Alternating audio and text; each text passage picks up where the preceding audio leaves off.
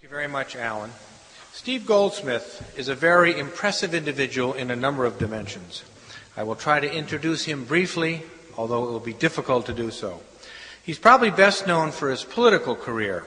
He was 3 times elected prosecuting attorney, what we would call district attorney, for Marion County in Indiana, where he served for 12 years. He was then twice elected mayor of Indianapolis, the 12th largest city in the United States, where he served for another 8 years, and he was almost elected governor of Indiana. Unfortunately, this wasn't horseshoes, so almost didn't count. He then served as chief domestic policy advisor for the George W. Bush campaign, and now serves as special advisor to the president on faith-based and not-for-profit initiatives. Steve also has a very impressive academic record. He's a professor of public management and chair of the Institute for Government Innovation at the Kennedy School at Harvard. He also taught at Columbia University, the University of Pennsylvania, and Indiana University, and is the author of 2 books and editor of a 3rd. The most recent book is called Putting Faith in Neighborhoods, Making Cities Work Through Grassroots Citizenship, which was published in 2002.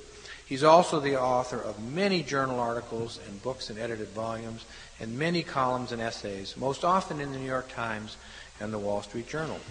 And 3rd, he has important civic responsibilities, serving on the boards of the National Campaign to Prevent Teenage Pregnancy, the National Center for Missing and Exploited Children, the Center for Civic Innovation at the Manhattan Institute. He was vice chair of the National Commission on Model Drug Laws and is currently chairman of the Corporation for National and Community Service, AmeriCorps. Steve Goldsmith is known as a particularly innovative leader. For his work as prosecuting attorney and as mayor, he's won many awards, including the President's Award from the Council on Urban Economic Development, the Community Service Award from the Archdiocese of Indianapolis, and the Public Official of the Year in 1995 award from Governing Magazine. I'll end with just a couple of quotes about Steve to show you how lucky we are to have him here tonight. From Newsweek, Goldsmith is the intellectual point man on issues Bush really cares about, like charter schools and partnerships between government and faith-based charities to revitalize urban neighborhoods. Wiry and intense. He is a reform-minded conservative who believes that government still has a role, particularly if it paves the way for individual innovation. From the Washington Post, since coming to office, the former prosecutor has shaken up the bureaucracy, the unions, and even some of his own political backers by applying the doctrine that competitive forces can bring economy and improve services to many phases of government.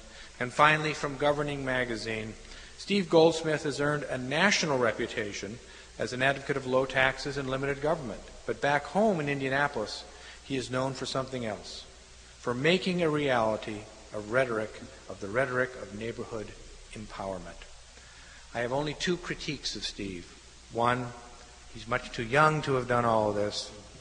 And secondly, despite a law degree from the University of Michigan, he's not much of a sports fan, which may make him the happiest or most clueless man in Boston these days. We're happy to have you here, Steve, and lucky not to have a World Series game to compete with your remarks. Thanks for joining us this evening.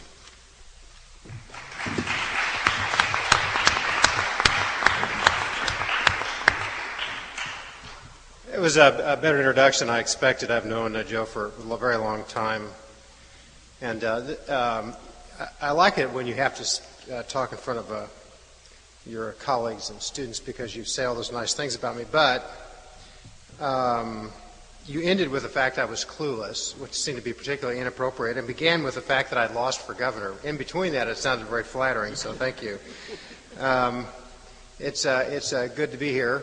I appreciate the invitation, and Joe has, or Alan, somebody has arrayed the number of rebuttal speakers in great numbers to my left, so somewhat intimidated by this. Let me just think for a little bit, if I can, about the role of faith organizations and religion in urban restoration activities.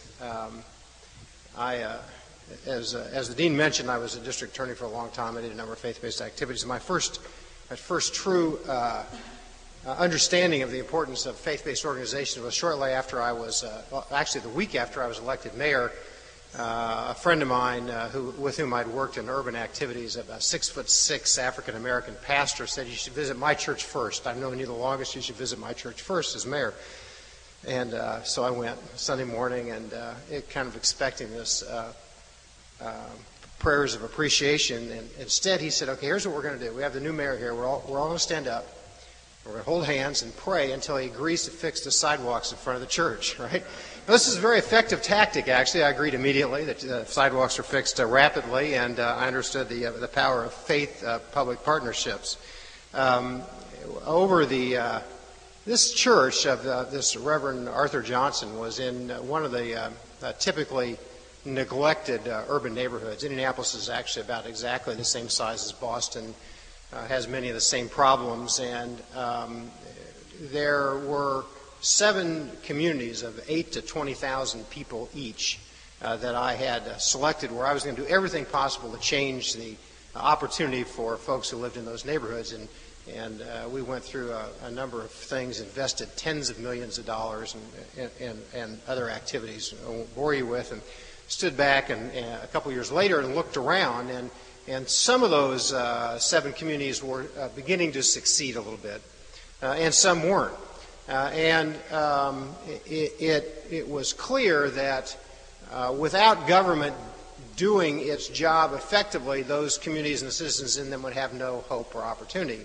But it was also clear that government by itself wasn't going to be able to make the case, that civic involvement, participation, strong sense of values, all were elements of success. And so we began an initiative that was eventually entitled the Front Porch Alliance, and made itself into a kind of national attention through the campaign.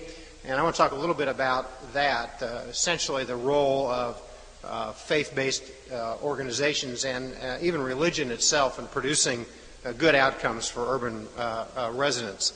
And it seemed to me at the time that government had become both the monopolist of good deeds and really antagonistic to religious organizations.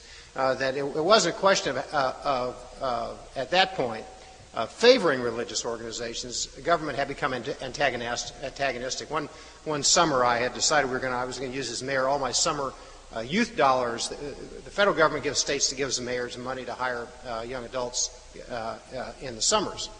And so I decided I was going to put these out into neighborhood organizations, particularly encourage faith-based organizations to take on some of these young adults and teach them trade skills and help them. So at the end of the summer, the regulatory police descended on me, sent by the state government at the behest of the feds, and said, "You violated the terms of your summer job dollars." And I said, "Well, how do we do that?" Nobody even stole the money this year, which was very unusual, actually. And they said, "No, you allowed some of your partners to allow the young adults who are participating to say a prayer at lunch." Now, it was okay for the kids to curse, it was okay for the kids to fight, but we violated the law if they prayed. Now, this is not mandatory prayer, this wasn't things that they had to do, but if the organizations allowed the young adults to pray, then they violated the regulatory rules. So this seemed obnoxious enough that we launched an effort to see if we could get government to even the playing field with respect to faith-based organizations. Now, when we talk about faith-based initiatives, let me just kind of stake out the ground here for a second. In the 10, 15 years ago, Republicans, when they talked about faith-based and not-for-profit organizations, many thought they were saying, as some of them were, that government should just stop taking care of the poor and that not-for-profits and faith-based organizations should pick up the slack. And it is true that government was doing a number of, I think, counterproductive things in urban neighborhoods, but it also was terribly naive to believe that the cessation of bad things produces good things, right? And just the withdrawal of bad government was not going to be enough, and there were not enough resources in the not-for-profit and faith groups. So when we talk about faith-based initiatives, at least for me, and when the President talks about compassionate conservatism, we should accept the fact that there is a role for government to play, but that the government does not have to, and the government has to fund services like shelter care or health care or food or whatever, but the government doesn't need to be the monopolist on all good deeds. So now we look at the responsibilities between the sectors, and you can think about the faith-based initiative in a couple different ways. First, you can look at it as a new way to deliver products in complex and difficult circumstances. You know, government is a really good hierarchical bureaucracy, but people have really tough problems in urban neighborhoods. And why is a mom poor? She's poor because she doesn't have a good education. She's poor because she's been the victim of violence. She's poor because the guy's not paying child support. She's poor because she doesn't daycare. She's poor because she can't get transportation. You know, fill in the blank, right? There's 25 more things, and probably, you know, a third of them apply to any given family. Well, government has a program for each problem, but no way really to provide sensitive and highly personalized care to that person. So to me, the faith-based initiative is a way for government to change the delivery mechanism of services that it needs to help people. And so that providing opportunities for church, mosques, and synagogues and faith-related not-for-profits to provide services is important. And after the other respondents speak, we can talk about some examples there. Now, the part of the difficulty here is, however, you're using public dollars, so somebody has to be accountable. And how many government contract managers do you want kind of walking through the church's finances, and how do you wall off those dollars? And if you're using public dollars, then the public official has a right to insist on accountability. Well, how do you measure performance? How do you measure accountability? The skill sets necessary for this sort of sophisticated, subtle contract management on the part of government generally don't exist. Right? So you have either heavy-handed contract monitors who make their way into the church or mosque or synagogue and intrude, or you have those who are neglectful and don't hold people accountable, and that pressure is particularly difficult, and the definition of performance is problematic as well. So that's kind of one area of faith-based initiatives, which is how do you reach out to grassroots groups? How do you allow them to participate? And there are a number of ways to do that. You can do it through a government grant. You can do it through a government voucher. You can do it through a government tax credit, right? How many of you or your families contribute to your church and take a tax deduction or tax credit depending on the contribution? So there's different ways to do it. But I think more interesting even for today's conversation is the following. Do citizens who affiliate with a religious organization more likely succeed in life? Right? Are they more often better employed or better educated or more successful? And the literature is a little bit early to answer this question, but when we talk about faith-based initiatives, we can talk about secular initiatives with faith-based boards, right? We can talk about faith-motivated initiatives where lots of folks, because of their church missions, reach out to folks in urban neighborhoods. Or we can talk about faith-filled initiatives, right, where the initiative is to take a person that has a problem and fill them with faith so that they can succeed in life. Now, though that last category, the faith-filled initiative, is the one that creates the most confusion between government and the faith world. And the best example, maybe one of the more written about examples, and this is Teen Challenge. Right? Teen Challenge gets young men and women off drugs by a very deep and abiding belief in God. Very fundamental approach in Christian beliefs gets folks off of drugs.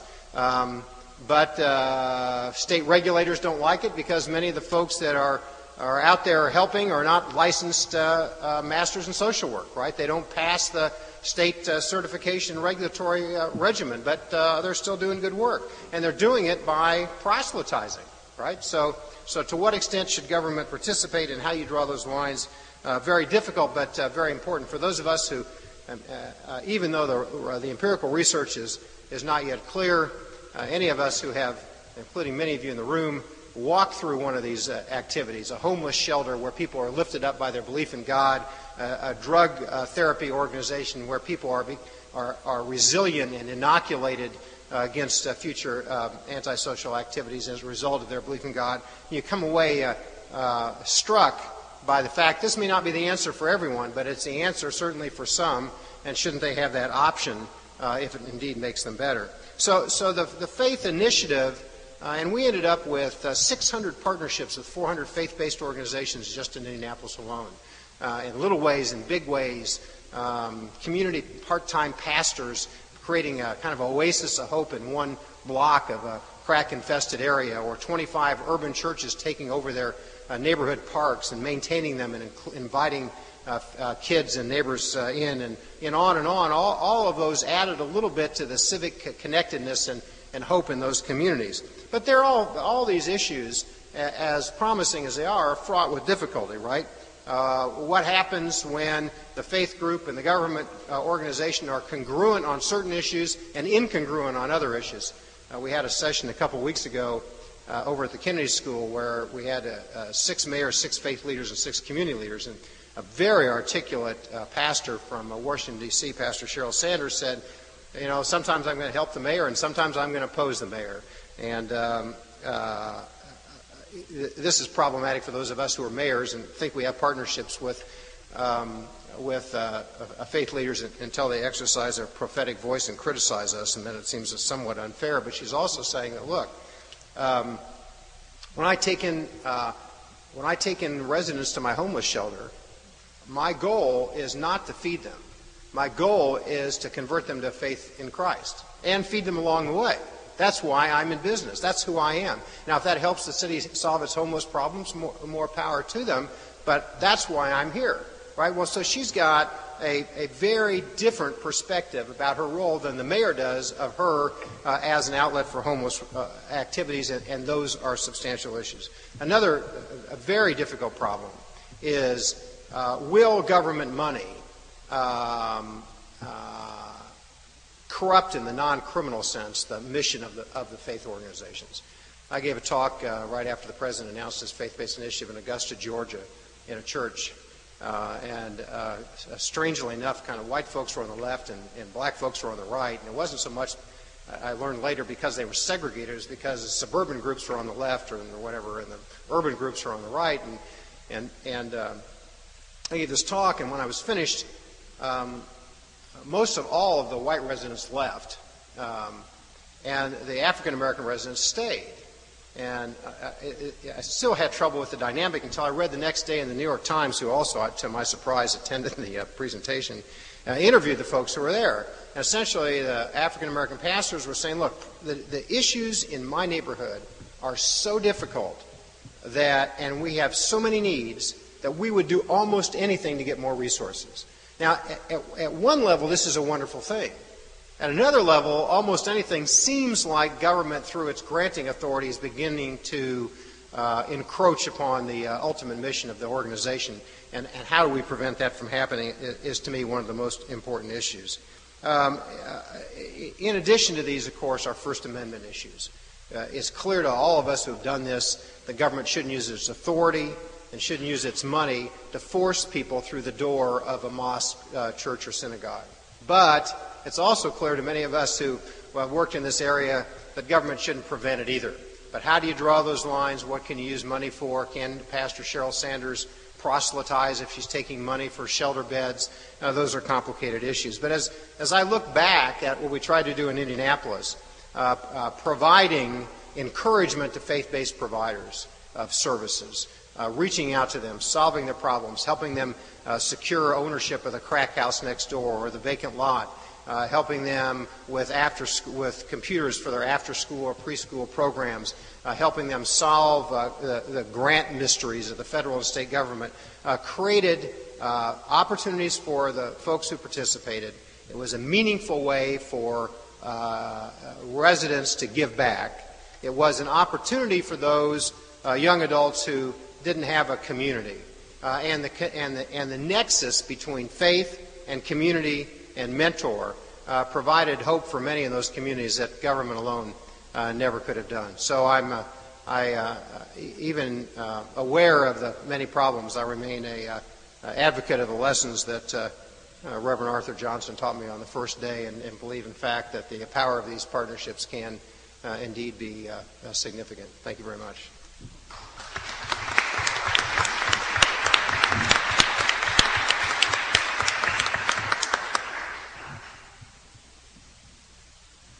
Thank you very much, Mayor Goldsmith. We're here to have a discussion of these issues, and as you can see, we've invited 3 people to discuss them with the mayor and then open it up when they're done. Believe it or not, one of the 3 is not a member of the Society of Jesus, and that's actually Marc Landy here, who is a professor of political science at Boston College and author of a number of books, including Presidential Greatness, a great book in my opinion, which he wrote in the year 2000 with Sid Milkis. Thomas Massaro is next to Marc, and Father Massaro is an associate professor of moral theology at the Weston School of Theology, and has written American Catholic Social Teaching, which he co-edited with Thomas Shannon in 2002, and Living Justice, Catholic Social Thought in Action from the year 2000. Joseph O'Keefe. Father O'Keefe is the acting dean of the Lynch School of Education at Boston College and has written widely and extensively about contemporary Catholic schools, and recently, or forthcoming, a book called Educating Young Adolescents, Conversations in Excellence, and another called Sustaining the Legacy, Urban Catholic Elementary Schools in the United States. So the procedure is that I think we'll begin with Joe O'Keefe, and then Tom, and then Marc, and they'll say some remarks, and then we'll ask Steve Goldsmith to respond, and then we'll see where we are.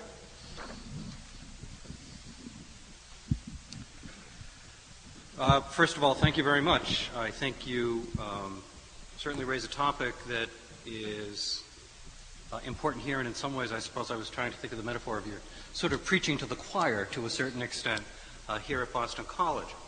I do want to raise a couple of issues that are of concern, however, in the discussion of these faith-based initiatives. And the first is this. When I go to evaluate schools or have students go to evaluate schools, I say it's important to look at the mission statement, but then you also have to look at the budget. And the budget, in many ways, in dollars, you spell out your priorities. And while I am very sympathetic to much of the talk about faith-based initiatives in the current administration, I am skeptical when I look at the finance issues. Let me give you an example. We have an urban Catholic teacher corps here, where graduates of Boston College and other colleges work in urban Catholic schools for 2 years as teachers. That's an AmeriCorps program, and AmeriCorps funding has been almost eviscerated. And some of the discussions and the reading up on this issue, because of course somehow I have to find the money to pick up the slack for these students. But looking at some of the language that seems to me quite contradictory, on the one hand, much support for these kinds of faith-based voluntarism, yet on the other hand, seeing in some of, for example, the arguments in the House by the Republicans looking at kind of a skepticism about stipends for people who do this kind of work. One of my fears would be if we eliminate that kind of funding from such public service activities, will such work be only the domain of the independently wealthy? So the whole question of, that old show me the money issue, I think, is an important and practical one as I see the current situation of faith-based initiatives. The second one is something that you address, certainly, which is use the language about corrupting an organization. I like to think of a friend of mine who is principal of a Jewish high school, and as a rabbi said, talking about the voucher debate and addressing the Catholic education community, saying, beware, because with the shekels come the shackles. And so I guess addressing some of the shackles, again, you mentioned it in the language of corrupting the organization. But I think there are very significant issues for religiously affiliated institutions. Now, again, I'm from the world of schools, and social service agencies and healthcare providers are quite different in some ways, and I don't want to misappropriate issues related to schools elsewhere. But I think, nonetheless, it's helpful to see what can happen when there is such government, I suppose, shackles, to use his language, issues like elimination of preferential hiring for members of the religious organization, elimination of a system to identify and prefer students of one's own religious community in missions decisions, forcing the organization to offer services that are contrary to the ethos of the religious organization, the removal of religious symbols, limitations on the teaching of certain tenets of faith. Some of the work that I have done not only is within the U.S., but looking at international issues where faith-based initiatives, for example, in the UK, it's not a secular state officially, and there aren't those same kind of problems. Nonetheless, there become these difficult intrusion issues. Within schools, for example, and I suppose vouchers would be the equivalent in some ways of a lot of this faith-based language, one of the issues affecting schools and its relation to government is the whole question of academic freedom on a K-12 level. If you want vouchers in your religious school in Colorado, you must participate in the state-mandated tests with a closely aligned curriculum. Whose history do we teach? Those kinds of issues about the independence of faith-based organizations and how important that independence is, I think, in a free society. The third point I want to raise, on page 126 of your book, you are, quote, a community leader is quoting you saying, find those who are more effective, and if they're running an effective after-school program, I don't care if they are green-eyed Martians. Now, I never knew Martians were green-eyed, but no, it raises the issue of the recognition of whose faith are we talking about and what kind of religious communities. And when you talk about First Amendment issues, I think it raises also the question of what is a faith-based organization? What is religion? What are the rules that identify an organization as religion? It's interesting, for example, in a number of charter schools that were formerly religiously affiliated. So, St. Mary's Charter School becomes the Character Education Charter School. Well, suddenly, because it's not officially a Catholic organization, is it therefore no longer religious, if in fact much of what happens within the school really hasn't changed significantly at all? Reminded of Richard Green, who was once Chancellor of New York City Public Schools. I remember he came to Harvard when I was in grad school and talked about the problems of school choice. And again, I tend to be sympathetic in many ways to school choice, even though I have problems with market-based reforms of schools. But in any event, I was saying the problem is endorsement of religious groups. And I explained that I was a Jesuit and that I do study on Catholic schools. Oh, we're not talking about you, because your schools serve the common good, but we're talking about those other problematic religious groups. Flattering, I suppose, in some ways, to see Catholic institutions as benevolent, but it does raise the question of government recognition of what is or is not a religion. Again, a number of our European countries do that. I mean, officially, there is official recognition of what is a religion and what isn't. So I'm certainly, again, very sympathetic to the role of faith-based communities in a range of social service providers, and I think your book was very helpful in talking about the Indianapolis experience and the ways in which that is so.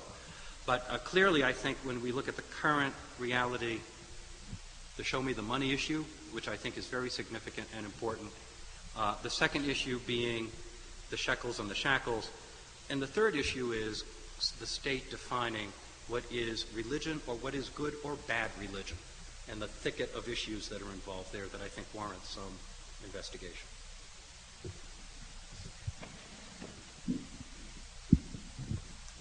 The lines of sight are better here. The expansion of charitable choice should be a no-brainer. The adoption of faith-based initiatives should be a slam dunk. I support the idea. Associated with these proposals are numerous advantages. Let me mention three. First, for government, the ability to tap significant sources of energy for the promotion of the common good, and the advantage of fostering deep ties to local communities and to neighborhoods. Second, for churches themselves, and I hasten to add synagogues and mosques and any other religious organizations, the ability to retain their core religious identities while offering their distinctive social contributions more broadly, and the ability to extend the hand of assistance without the awkwardness of setting up separate secular affiliates like Catholic charities. Third, for potential recipients of such assistance and program participants, the possibility of benefiting from the distinctive warm feel of neighbor-to-neighbor assistance and taking advantage of the proximity and motivating power of faith-based efforts. The leveling of the playing field so that church-based social service programs of all sorts are better able to compete for federal funding has been stalled for all the usual reasons that plague the political process in Washington, D.C. For 3 years now, those of us eager to witness these reforms have been disappointed as charitable choice has become a political football, a victim of distrust and mutual suspicion that divides the two major political parties. I've had the opportunity myself to breathe in some of this poison atmosphere of the business as usual inside the Beltway, perhaps too much of it. Although I'm a theologian teaching here in the Boston area, I've spent 3 of the last 8 years living and researching in Washington, D.C., mostly on the ethics of American social policy, an area where the contentiousness of national political life is most evident. Intriguingly, the bad news is not quite constant. I've noticed a rhythm of hopeful signs of conciliation, often involving members of Congress going off on retreats into the hills of West Virginia, where they pledge their futures to a bipartisan spirit of cooperation, only to be followed by an eventual renewal of partisan hostilities the very next time significant political points come up for grabs. This might be occasioned by a major appropriations bill, a controversial judicial appointment, or a vote on a symbolic issue like affirmative action or respect for the flag. Whatever the proximate cause, the effect is interminable conflict, puerile name-calling, and legislative gridlock. Among those phenomena that prompted E.J. Dionne to write his insightful volume, Why Americans Hate Politics. I recommend that book. For this string of disappointments, there are plenty of blame to go around. I apportion the blame roughly equally to each of the major parties. On the Republican side, I see a party that is tone deaf to a whole bundle of core values that, as Alan Wolfe's recent work demonstrates, reside within the American populace. A commitment to equity, tolerance, true concern for the downtrodden, an aversion to militarism, unnecessary foreign adventures, and black and white views of the world. While I'm glad that so many Republican members of Congress support faith-based initiatives, nevertheless, when I view the entire sweep of their social agenda, I'm left to wonder at the purity of their motivation. As far as the executive branch, President Bush's mention of the word crusade in the days just after September 11th takes on for me more significance than a mere slip of the tongue. Rather, it reveals a glimpse of an underlying Manichaean view of the universe that's neither helpful nor accurate. In a parallel way, by invoking phrases like rallying the armies of compassion to describe faith-based initiatives, our commander-in-chief lapses into a military metaphor that's most unfortunate. It raises hackles among those unenthusiastic for it. It needlessly serves to galvanize opposition to an otherwise excellent proposal. Similarly, in identifying Jesus as his favorite philosopher, President Bush blundered badly in a way that poisoned the water for hopes of broader cooperation in faith-based issues. How I wish, for the sake of social harmony in this pluralistic society, that he had named someone like Immanuel Kant, or perhaps, in an imagined moment of even greater honesty, Adam Smith. For their part, the Democrats, at least those in Congress, are to be blamed for allowing their approach to faith-based initiatives to be controlled by their fears rather than the inherent merits of these proposals.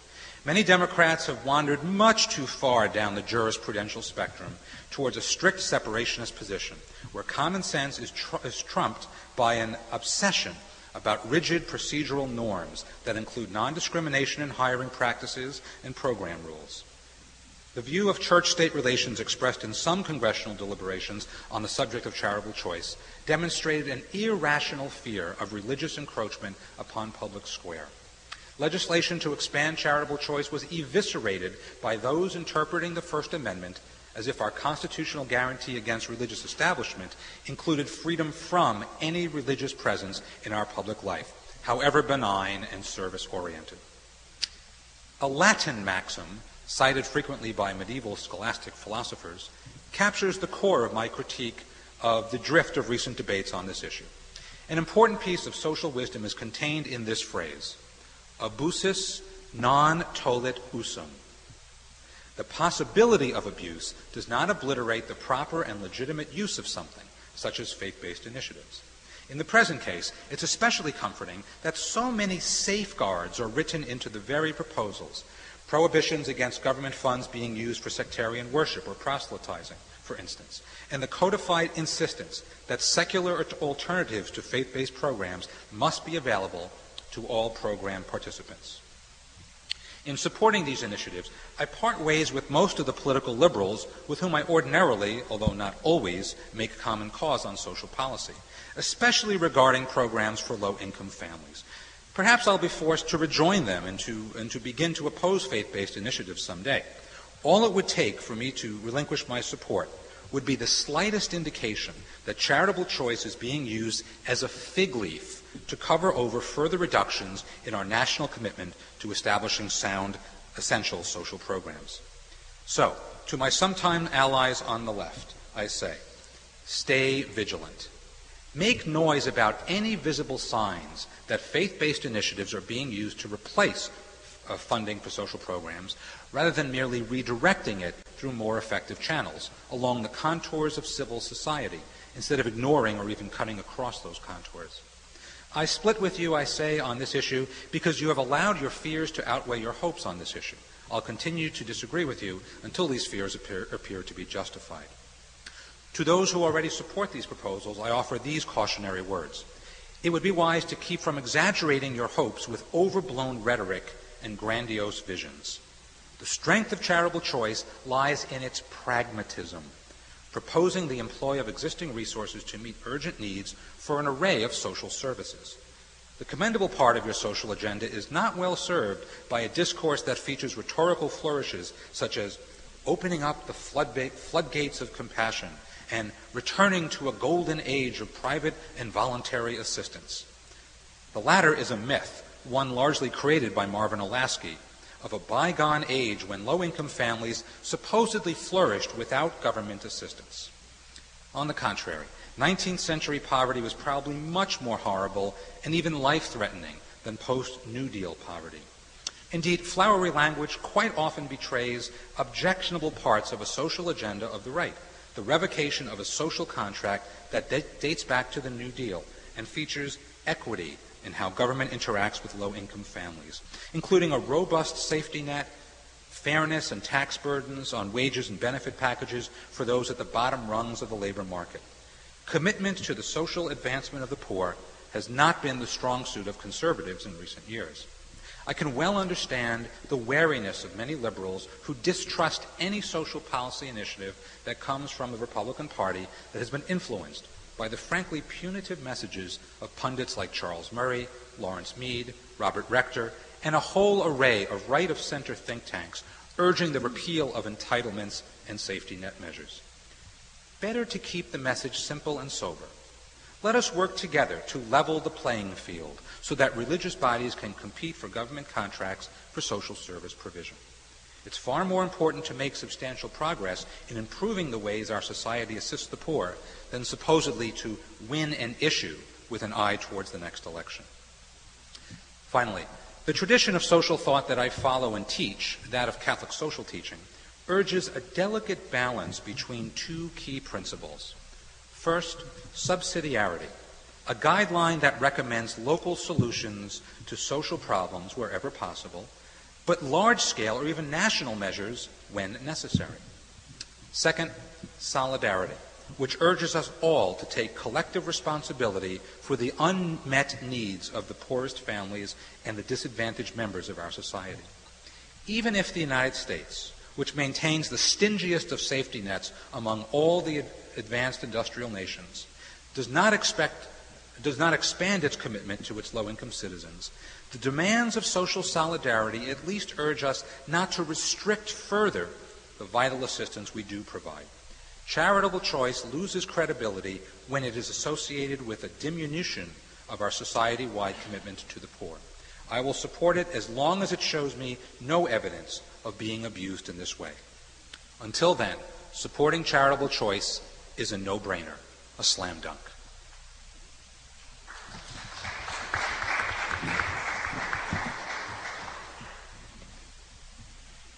First, I have to correct Alan. I actually am a member of the Society of Jesus, because anybody who's taught at Boston College for 28 years becomes, I think, an honorary member of the Society of Jesus. So I resist being separated from my pals over here.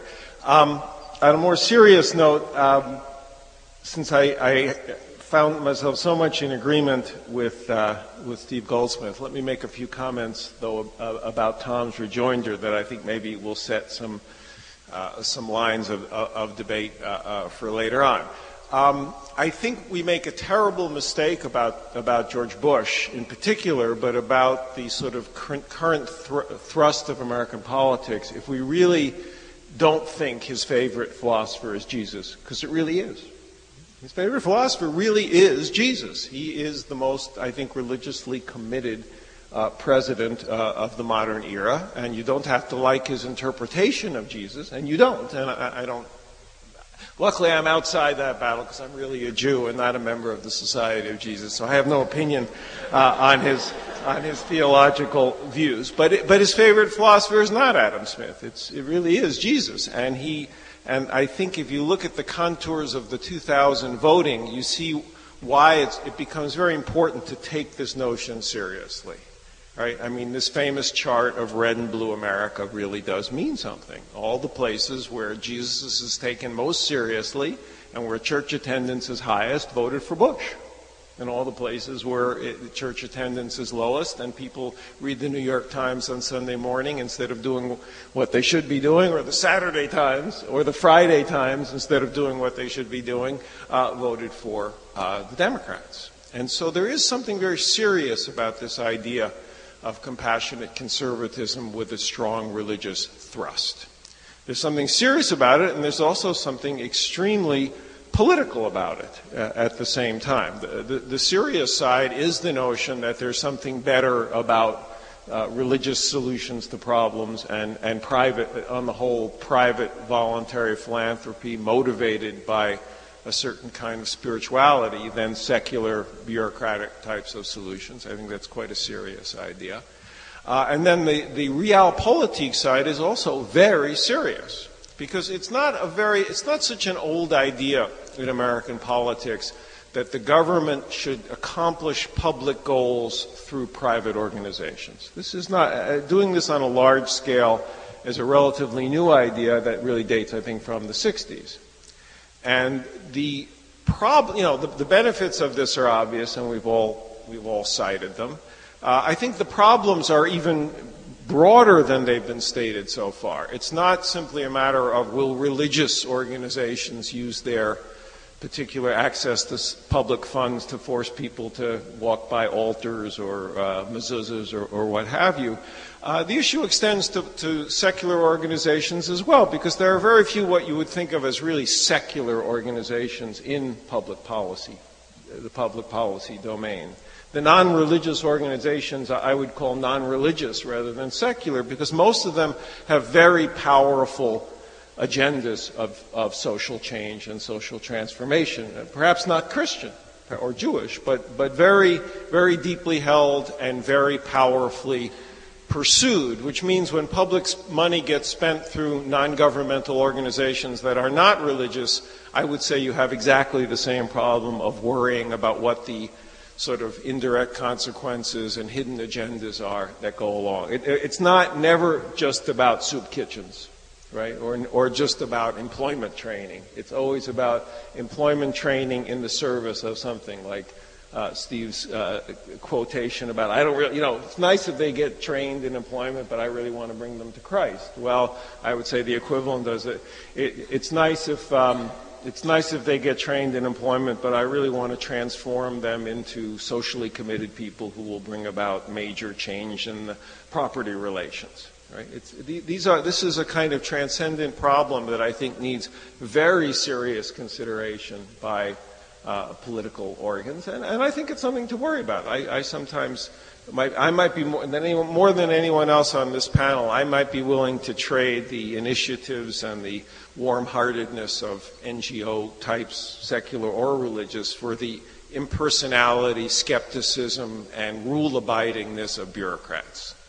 I think this trade-off can actually be more difficult, and more price gets paid than we might choose to recognize. And I have to admit, my view is informed by the experience of the 1960s, which is when lots and lots of money was given to non-governmental organizations, and very strange things happened to a lot of that money.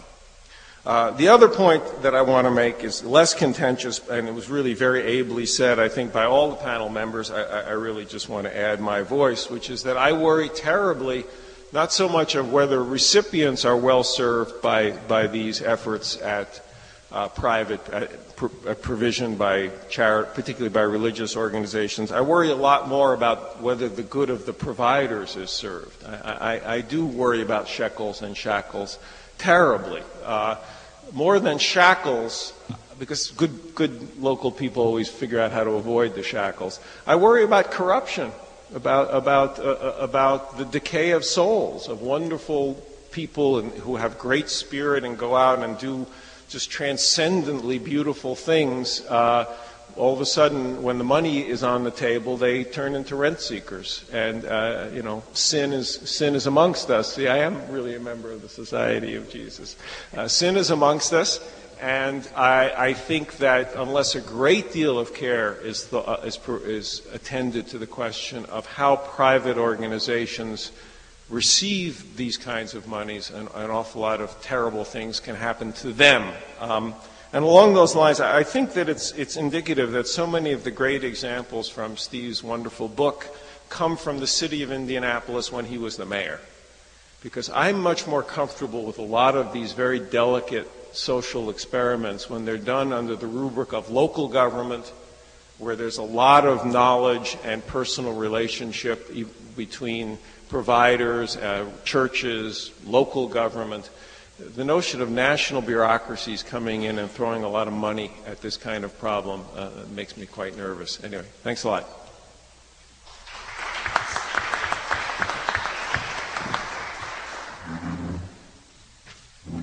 I'll just take a minute so we have some time for questions. I think I heard all the respondents open by saying they agreed with me and then spend their time explaining why I was wrong. So let me make three quick points. One, I think there's a legitimate question about how much money is enough, right? How much the government should invest in Medicaid or Medicare or homeless shelters or whatever. And I appreciate the point that a faith-based initiative should not make up for government abdication. I don't think that's what the President intends, but I think for tonight's forum, I'd rather my position be whatever amount of money you think is enough, it should be delivered through a host of opportunities, including faith-based providers. In other words, faith-based providers should be treated equally. And now we can argue about how much money is enough, but that money will be more effectively delivered if the umbrella of who can participate is greater. So whether it's AmeriCorps or whatever, I acknowledge the point, but also suggest that it doesn't resolve the issue. Secondly, I was particularly offended that you chose to complain about armies of compassion. It was a phrase that was adopted in Indianapolis, Indiana at the beginning of the campaign. With me next to the President, I was really quite exhilarated by it. But let me put it in this context. I think it's worth focusing on the fact that a mentor in a child's life, a meaningful neighbor, a community participant, a parish priest who understands the problems of an individual can make a pretty significant impact on their life. And to the extent that government encourages, allows, and even facilitates those relationships is important. And if we can ignite an army of compassion, not as an excuse for government nonfeasance, but as a supplement to government productivity and efficiency, I think that's terribly important. And as we are looking more and more at the effects of combining these things, religiosity and mentoring or community involvement, the results are indeed encouraging. Third, I think the question about what is religion for this purpose is very important and very problematic. I want to sidestep it as well by saying the following.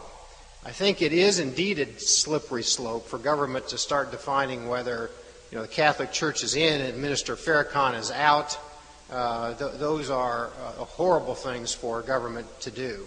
I'd rather take the position that the First Amendment requires us to be agnostic about faith, right? It requires us to say, look, if you're a not-for-profit or faith provider, you should be able to come to the table just the same as a secular organization or government itself. That is to say, there's a pot of dollars here for domestic shelters or food pantries, and if you are willing to follow the rules and be accountable for the dollars, come to the table. And we, government, shouldn't define which religions, even what religion is, because you can't do that in America with the First Amendment, and we shouldn't be doing it anyway. So I acknowledge the fact that these definitional issues are important. Several years ago when HUD provided money to an organization affiliated with Minister Farrakhan to do security work in Chicago public housing, that was viewed as antagonistic to many, particularly American Jews who didn't like his language about their religion. Right? So this process of then defining who's in and who's out based on religion is problematic, and I don't think should be undertaken at all. Similarly, as it isn't with a voucher or a tax credit or a contribution to a not-for-profit. I do think we should probably maybe come back and I'll say in conclusion that the empirical literature is not yet clear. It does, it seems to me, it's fair to say, show correlations between religiosity and positive outcomes as contrasted to causations. And if the church has a position on teen pregnancy, and if government believes that teen pregnancy is bad, then we should be able to become partners where our values are congruent to the greater good of our communities. So I remain hopeful that we can weave through these appropriate points of difference raised by the respondents, but still arrive at a meaningful relationship. Thank you.